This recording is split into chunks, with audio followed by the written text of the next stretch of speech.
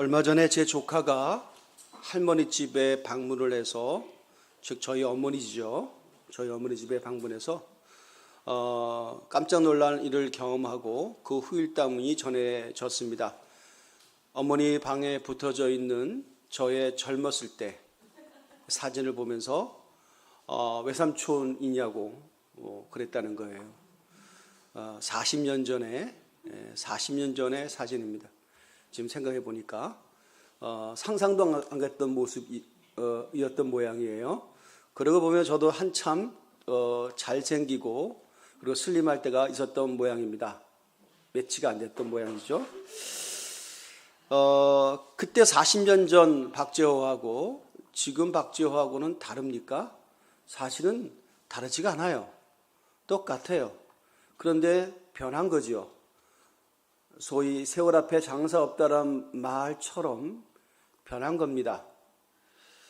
문득 거울을 보면서 제가 여러분과 마찬가지로 깜짝 놀랄 때가 있죠. 어렸을 때 봤던 저희 아버지 모습을 보면서 깜짝 놀랍니다. 그런 것이 인생의 것을 이해하는 한 대목일 수 있겠습니다. 인생이 가장 화려할 때가 언제겠습니까? 얼마 전 제가 주례를 썼습니다마는 제일 이쁘고 제일 잘생길 때, 즉 아마도 결혼할 때가 제일, 이런 얘기 좀 죄송합니다만, 상품 가치가 제일 높을 때가 아니겠어요? 꽃이 막 필 때, 그죠? 제가 지금 살고 있는 제 아내는 40년 전만 결혼할 때쯤만 하더라도요, 오드리 헵번, 시무나 또 이런 유명한 배우들을 다 믹싱해 놓은 그런 아름다움이었다라고 본인이 얘기를 했습니다. 물론 이쁜 것뿐더러 상냥했고 또 에스더 같은 믿음도 있었던 것 같기도 하고 화낼 줄을 모르는 여인이었습니다. 제가 지금 살고 있는 그분인지 잘 모르겠어요. 세월 앞에 다 좀 변하는 것 같아요. 여러분은 안 그렇습니까? 평가하는 여러분들은 남들한테 보여주는 모습 속에서 혹시 변했다는 얘기는 못 들어보셨습니까? 똑같은 사람인데 말입니다. 변했다라고 하는 것은 뭘까요? 상대적인 것이죠. 어떤 때를 기준으로 해서 변했다, 안 변했다라고 얘기를 하는 겁니다. 젊었을 때를 기준으로 보면 늙어짐이라고 하는 것이 뭘까? 어떤 사람은 완숙이라고 얘기하기도 하고 또 어떤 사람은 변질이라고도 얘기도 합니다. 이런 어떤 다양한 다른 모습을 가지고 부르는 명칭이 다른 것을 우리가 볼 수 있는데요.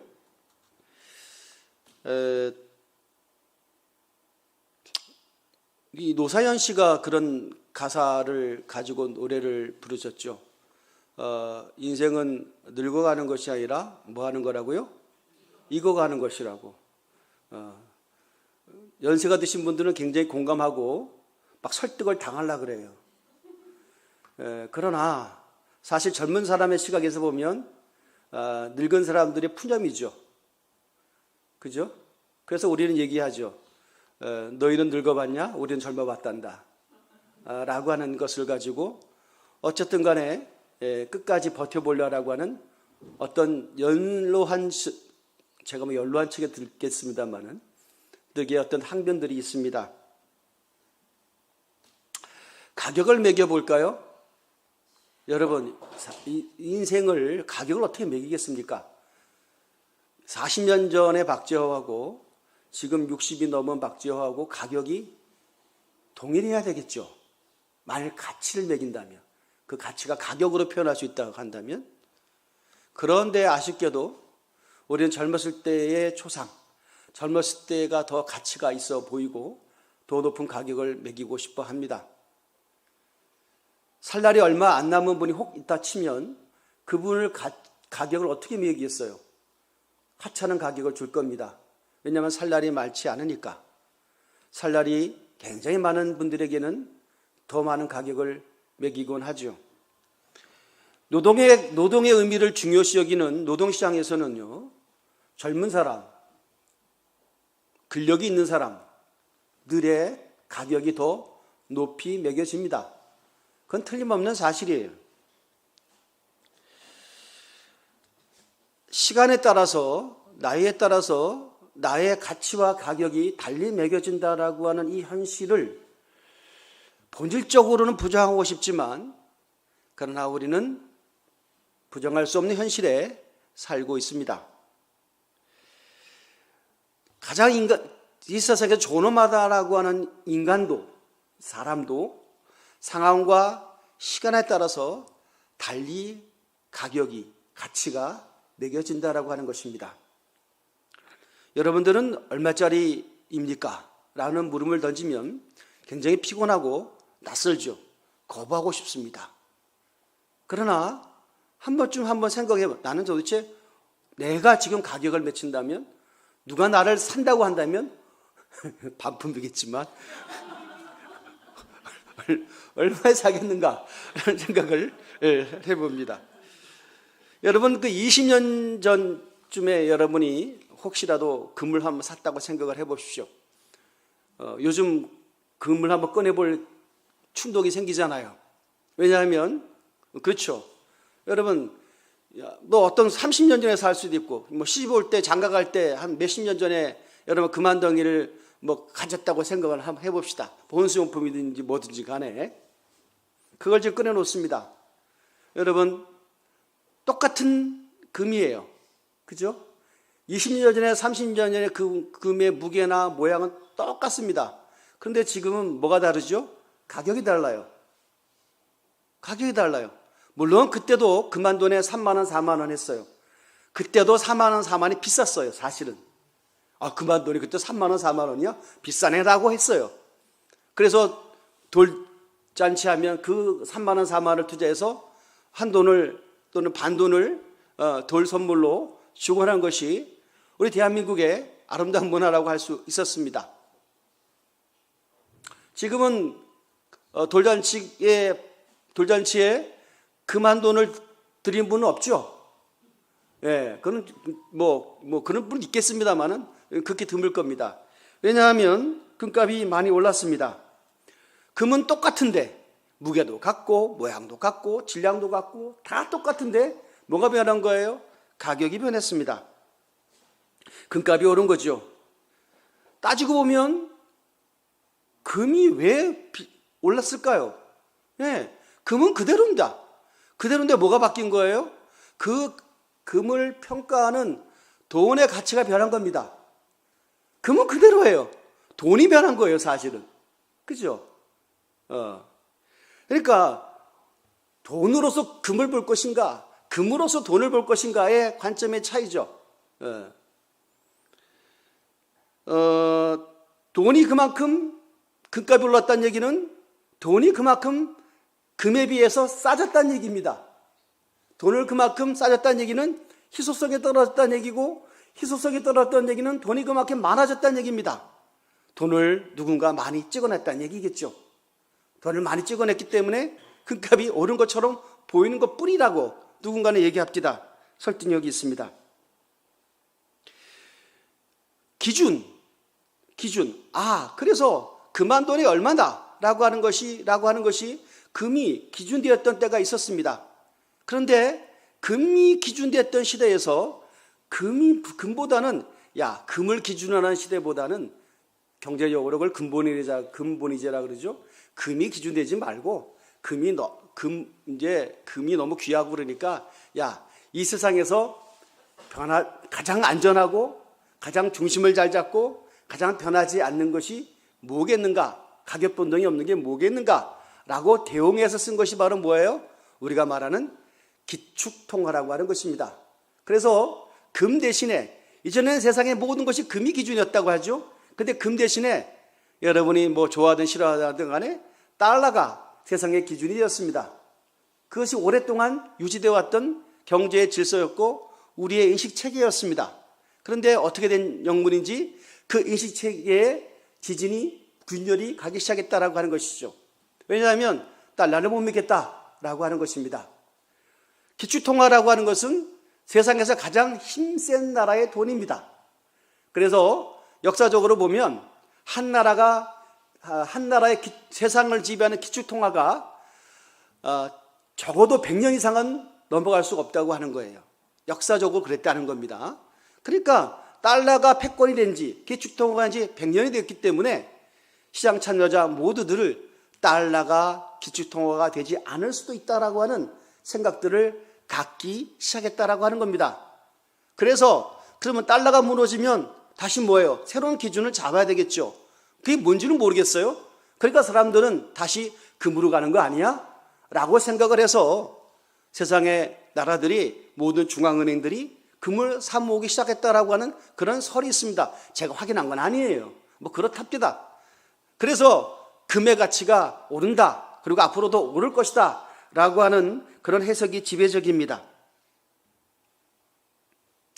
기준이 예전에는 금이었죠. 근데 다시 달러로 왔죠. 달러가 다시 붕괴될 것 같으니까 다시 금으로 간다라고 하는 것입니다. 기준이 바뀐다는 것입니다. 결국 다시 금이 세상의 기준이 될 수도 있다라고 하는 세상을 지금 우리가 보고 있다라고 하는 것입니다. 그런데 오늘 말씀에 보면 7절의 말씀입니다. 너희가 확실함은 불로 연단하여도 없어질 금보다 더 귀하여 예수 그리스도께서 나타나실 때에 칭찬과 영광과 존귀를 얻게 하실 것이다 이라고 하는 그리스도의 신앙을 금이라고 하는 것과 비견해서 베드로 사도는 설명을 해주고 계십니다. 다시 말하면, 쉽게 얘기하면 이 말씀은 예수님이 금보다 더 귀하다, 그런 말씀입니다. 여러분, 금을 택하시겠어요? 예수님을 택하시겠어요? 이제 주일학교 애들도 아니고, 목사님 우리 수준을 너무 무시하는 거 아니에요? 금이죠. 그렇게 얘기할 분이 혹 있을지 모르겠어요. 금을 좋아하죠. 왜? 금이 비싸니까. 비싸며 우리가 만질 수도 있고, 교환 가치도 있고, 보존성도 강하고, 보관만 잘한다고 한다면 영원성까지 있을 것이라고 하는 가장 세상에서 증명된 것이 금입니다. 사실 금보다 더 비싼 게 다이아몬드인데, 이 다이아몬드도 지금 못 믿겠다는 거예요. 왜? 인공적으로 다이아몬드를 만들어낸대. 그러니 그 다이아몬드보다 금을 더 쳐주는 시대라고 하니, 예수님이 좋아요, 금이 좋아요 라고 하는 우스운 질문도 교회 설교에서 등장하고 있다고 하는 것입니다. 누가 그 길 열었어요? 제가 그 길 열었어요. 굉장히 이 설교가 상업적이 된 듯해서 그런데요. 어쨌든 그런데 베드로서는 뭐라고 얘기하고 있냐면, 자, 예수님이 금보다 더 귀하다. 왜냐하면 2000년에도 금이 귀했던 모양이에요. 그러니까 예수님과 금하고 비교해서 금보다 더 예수님이 더 귀하다. 근데 2000년이 됐는데도 불구하고 똑같은 말씀을 성령을 통해서 주님께서 말씀하고 있다라고 하는 겁니다. 예수님이 금보다 더 귀하다. 할렐루야. 예수님이 금보다 더 귀하다.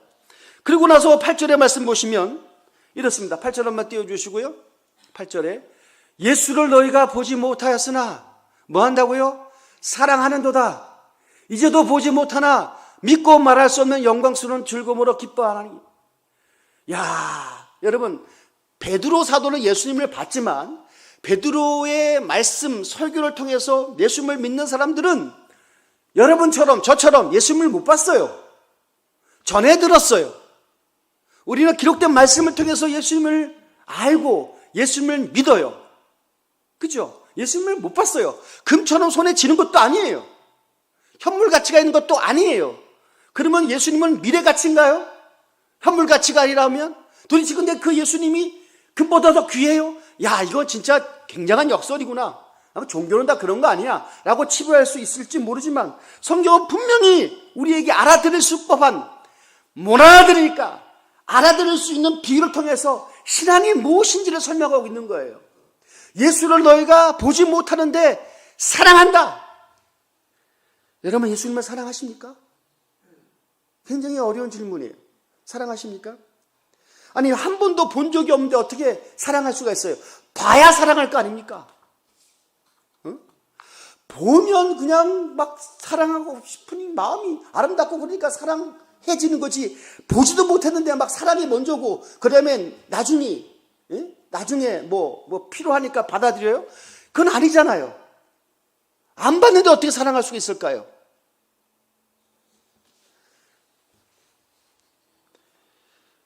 금은요, 인격체가 아니에요. 그죠? 금은 인격체가 아니에요. 금은 사랑할 수가 없어요. 물건이니까, 물질이니까. 그래서 금은 사랑하는 것이 아니라 금은 뭐예요? 좋아는 할 수 있어요. 원할 수는 있어요. 하지만 금을 사랑할 수는 없어요.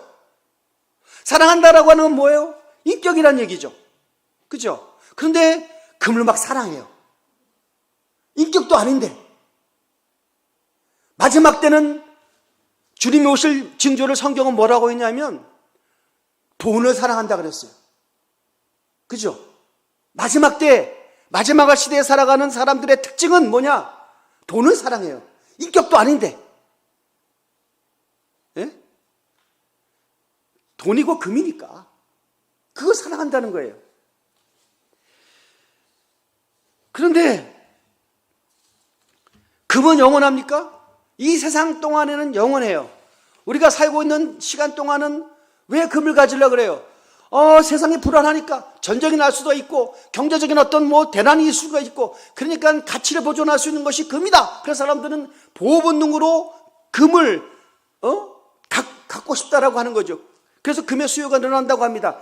그래서 이 세상 사는 동안에 금은 영원할 수 있어요. 이 세상 사는 동안에만.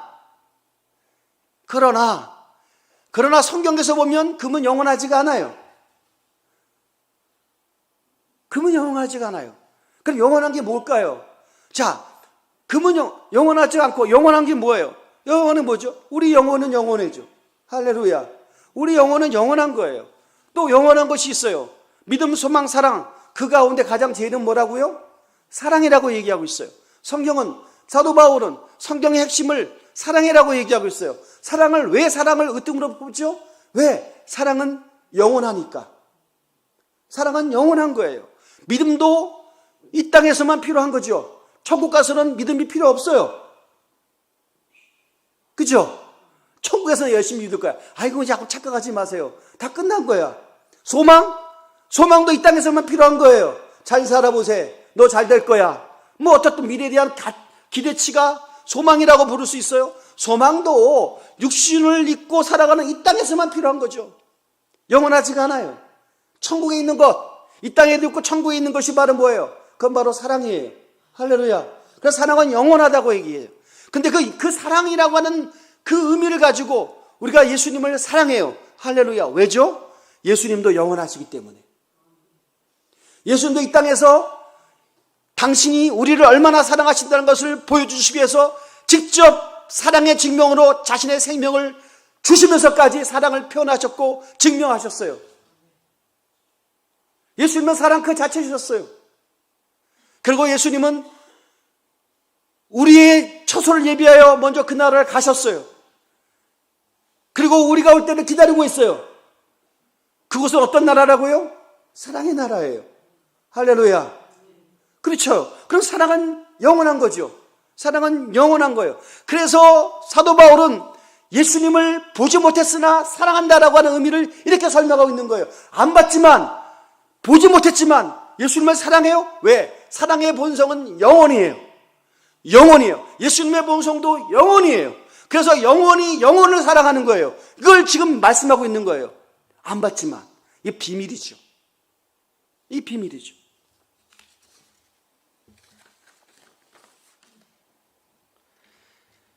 제가 지난주에 어머니 댁을 가보려고 저희 아내와 함께 점심시간에 식당을 좀 찾다가 우연하게 간 집이 있어요. 저기 어머니 화정, 거기에 원당, 일산 옆에 원당입니다. 요 옆에 원당이 아니고요. 가서 왔는데, 야, 착한 가격이에요. 정말 가격도 만만하고 좋더라고요. 9,900원. 그런데 무한 리필이에요. 코다리 무한 리필이에요. 여러분 별로 좋아하진 않잖아요. 무한리필거리면 뭔가 쌈마이가 나잖아. 별 기대는 안 했어요. 와, 그런데요, 약간 충격적이었어요. 왜냐하면 음식의 종류와 그 다음에 질과 이 수준이 이거 9,900원 받으면 이거 장사가 되나? 할 정도예요. 그래서 좀 사랑하는 지인들이 있으면 한번 모시고 가쁜데 거리가 있어갖고 저 약속 못 하겠습니다만은 제가 미친 알려드릴 수가 있어요. 진짜 여러 종류의 음식들이 나와요. 뷔페식으로 무한. 그리고 그 코다리도 계속 무한 리필이에요. 시키면 계속 나와요. 단돈 9,900원에. 그것도 맛도 괜찮아요. 근데 보니까 이분이 텔레비에 나왔더라고요. 텔레비에 나오신 분이에요. 뭐 유명한 뭐랄까 TV 기업 프로그램에 그런 거 나오잖아요. 나왔는데 근데 중요한 거는 제가 그 생각을 했어요. 감동이었어요. 가격의 감동이었겠지만 내가 사람도 많겠죠, 그죠? 사람 많아요. 주차장에 사람이 꽉 찼어요. 차가 꽉 찼어요. 그 주차장에 차를 못 대서 또 저기 예비 주차장에 차를 대줘서 걸어갈 정도로 그렇게 사람이 많아요. 사람이 많다는 얘기는 여러분 주인도 많이 바쁘다는 얘기죠. 점심시간에. 그런데요, 제가 나름대로의 충격과 우리의 용어로 보면 내가 은혜를 받았어요. 무슨 은혜인 줄 아세요? 이곳이 왜 장사가 잘 될까? 물론 가격이 말하고 음식의 질이 말하니까 사업에 성공할 수밖에 없다라고 하는 건 당연하겠지만 제가 감동받은 건 뭐냐면 주인이 여자분인데요, 손님 한 분을 응대를 잘하더라고요. 카운터에 앉아서 응대하는 것이 아니라 홀을 막 돌아다니면서 처음 오셨습니까? 그럼 묻더니 처음 오셨는 분들은 이렇게 하셔야 됩니다라고 직접적으로 다 일일이 설명해 줘요. 어떻게 하라고. 아니 보면 첫 보면 우리가 뭐 음식 한두 번 사 먹나? 보면 알지. 근데 다 설명해 줘요. 아니 젊은 분도 아니에요. 다 여러분 연식이에요. 근데 그렇게 열심히 해요. 와, 내가 도전과 충격과 그리고 아까 뭐예요? 은혜를 받았어요. 뭘 봤어요? 열정을 봤어요. 그러면서 또 한 가지 뭘 생각한 줄 아세요? 음식점을 하려고 그러면 주인이 직접 하는구나. 이거 직원 시켜서는, 알바를 시켜서는 이렇게 안 되겠구나 생각을 해봤어요. 알바가 그렇게 여러분 일일이 다 손님한테 홀도 뭐 작지 않거든요. 저 많은 사람들을 어떻게 다 응대해요? 그냥 지 할 일만 하면 되지. 주인이니까 하는 거예요. 근데 또 장사가 또 잘 되면 주인도 그렇지 않아. 근데 저분은 그렇게 해. 그래서 내가 열정이 대단하다 생각을 해봤어요. 제가 왜 은혜라고 생각한 줄 아세요? 제가 교회를 생각해 봤어요. 예수님이 직접 직영하시면 안 되는 교회는 없겠죠. 라는 생각을 해본 거예요. 그런데 주인이 그 직원을 써서, 대리자를 써서 맡겨주셨죠. 박지원 목사가 사실 직원이지, 대리자지, 위임받았지. 그래서 교회를 맡겼는데 이 주인이신 예수님만큼 제가 잘해요, 못해요? 여러분 제가 좀 미리 잘하라고 지금 얘기를. 이 부분이죠. 아니 주인만큼 하면 여러분 성장하지 못하고 부흥하지 못한 교회가 어디 있겠는가. 근데 주인이 마음이 없어. 왜? 월급쟁이니까. 잘 안 되는 거야. 여러분, 그런데 직원이 막 주인만큼 열심히 내는 거야. 주인만큼 더 열정이 있어.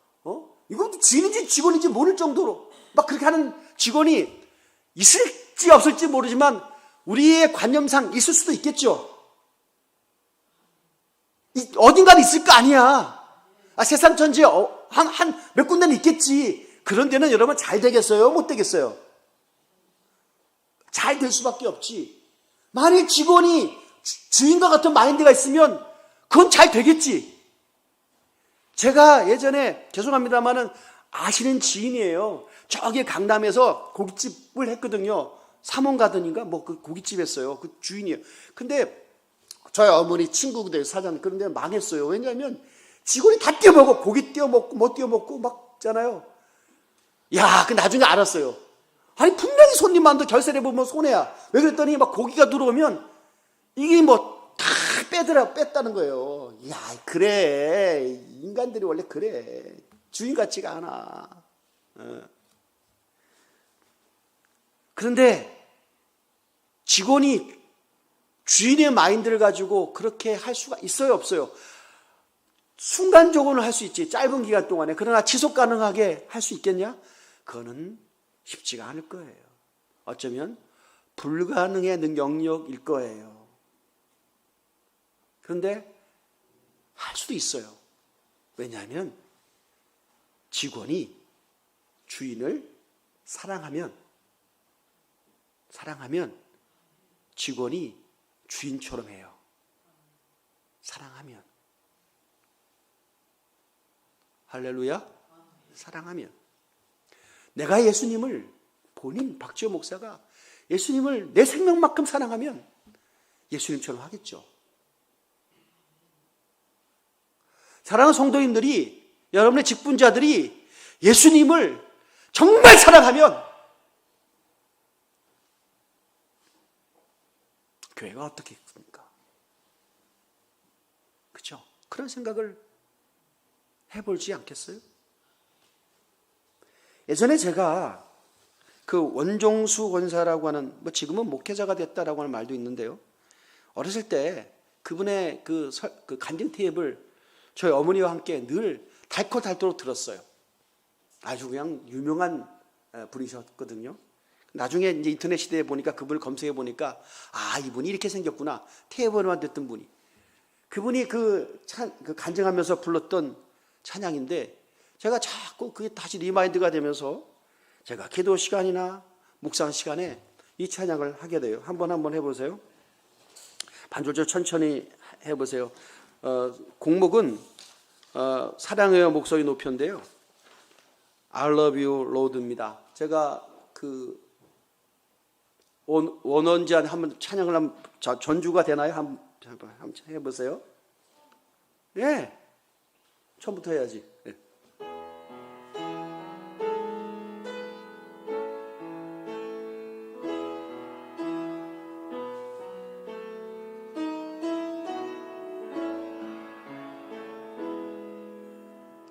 I love you, Lord, and I lift my voice to worship you, oh my soul, rejoice. Take my joy, my King, in what you hear. May it be a sweet, sweet sound in your ear.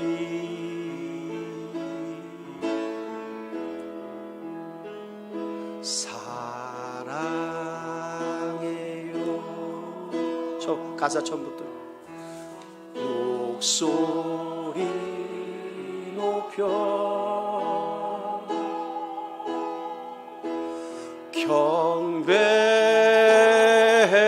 경배해요 내 영혼 기뻐 오 나의 왕 나의 목소리 주님 귀에 곱게 울리기 한 번만 더 합시다. 사랑해요.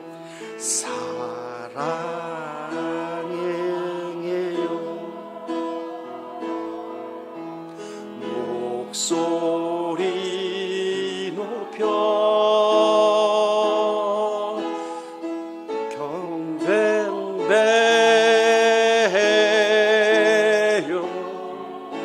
내 영혼 기뻐. 오 나의 왕 나의 목소리 주님 귀에 곱게 곱게 울리기. 그 예전에 원정수 권사님이 찬양을 예전에 할 때 영어가 잘 제가 안 들릴 때 이분이 테이프 때 영어로 불렀었거든요. 그래서 제가 영어도 안 되지만 지금 그 찬양을 제가 기도 시간에 안 되는 영어지만 가끔씩 영어로 찬양을 해요. 박자도 틀리고 음도 틀려요. 근데 저는 너무 은혜를 받아요.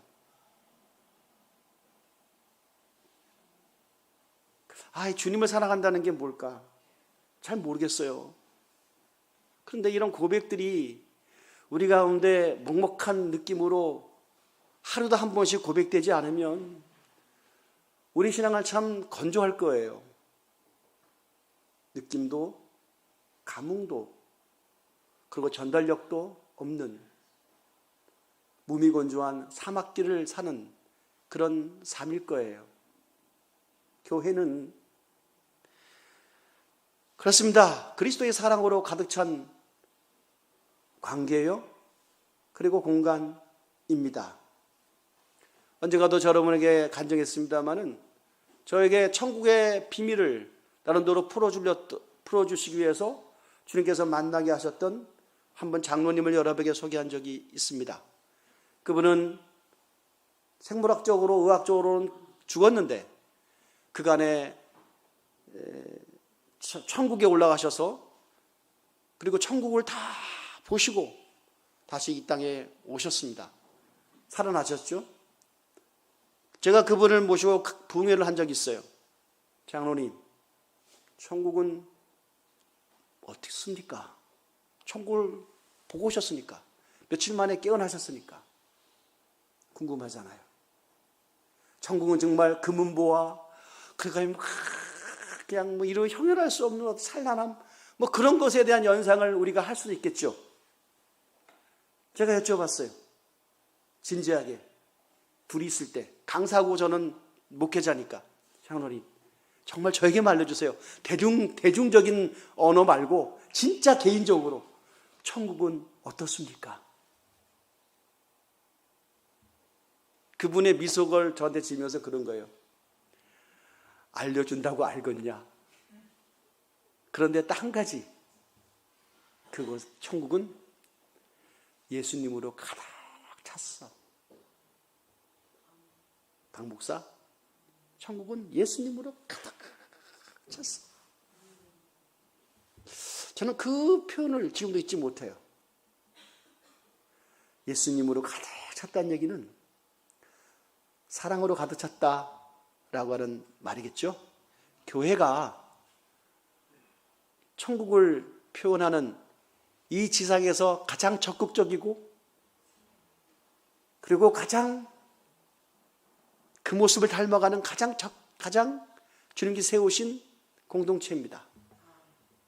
그러면 삼척동자도 아는 얘기죠. 교회는 사랑으로 가득 차 있습니다. 그리고 사랑으로 가득 차 이어야 됩니다. 할렐루야. 그것이 예수님으로 가득 찬 교회라고 얘기할 수가 있겠습니다. 나아가 여러분의 가정이 교회 같다면 예수님으로 가득 차시기를 바랍니다. 사랑으로 가득 차야 되겠죠. 지난주에 저희 모친을 뵀습니다. 유언을 하시더라고요. 뭐 준비는 하고 있습니다마는 제 마음이 막 좀 그래요. 어쨌든 몇 마디를 하셨어요. 물론 여러 가지 의미가 있었겠습니다마는 나는 수의를 입고 싶지 않다. 그리고 집에 있는 양말을 신겨라. 그리고 내 장례식에는 사람을 초청하지 마라. 번거롭게 하지 마라. 일가 친척도 부르지 마라. 그리고 너희들만 예배를 드려라. 예수는 못하겠더라고요. 어쨌든 간에 그런 유언을 받았어요. 마음이 좀 먹먹하죠. 그죠? 여러 가지, 저 같은 입장에 있는 분 다 이해하실 그런 부분입니다. 그리고 정리가 필요했어요. 뭔지 모르지만 우리 언어로 정리할 수 없는, 우리의 논리로 정리할 수 없는 그런 것들이 저희 가운데 계속 되살아나는 한 주간이었습니다. 잠시 잠깐 헤어져도, 헤어짐의 슬픔이 있어도 다시 영원 속에서 우리가 합일될 것이다 라는 그런 기대와 소망이 나를 얼마나 역동하고 있는가를 생각해 볼 수 있는 기회였습니다. 사랑하는 성도님들이요, 이 땅의 삶이 여러분 제한적입니다. 그죠? 여러분이 나이 들고 싶어서 나이 먹은 사람이 어디 있고, 나이 들어서 아프고 싶은 사람이 어디 있습니까? 다 시대 그리고 변화라고 하는 이런 과정 속에 우리가 묵묵히 걸어가고 있습니다. 그 가운데 우리가 겪고 있는 아픔이나 또는 손해나 또는 외로움이 있을 수 있습니다. 그런데 우리는 누구를 알고 있어요? 예수 그리스도 영원하신 분을 믿고 있어요.